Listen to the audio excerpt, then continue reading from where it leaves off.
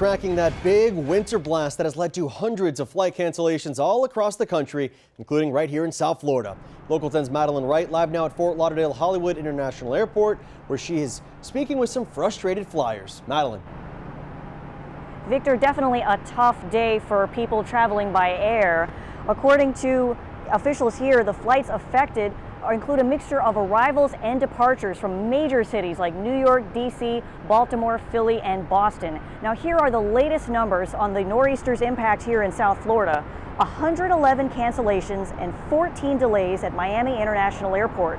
And here at Fort Lauderdale Hollywood International Airport, 117 flights canceled, 72 delayed.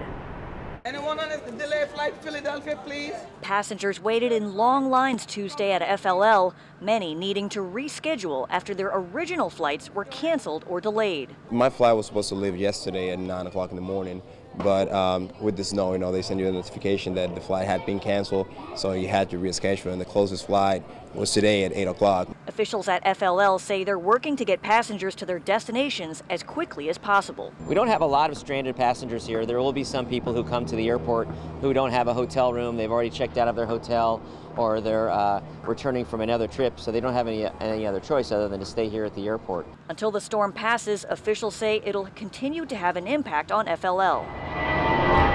The Broward County Aviation Department works hard and closely with the passengers as well as the air carriers to try and accommodate passengers. We try to make provisions to help them out. We have an app that tells you basically information about your flight status, but really the best thing for people to do if they're watching this is to monitor the news very closely, see where the storm is going, and check with the airlines. According to FlightAware.com, airlines canceled more than 7,000 U.S. flights scheduled for today and tomorrow. Live at FLL, Madeline Wright, Local 10 News.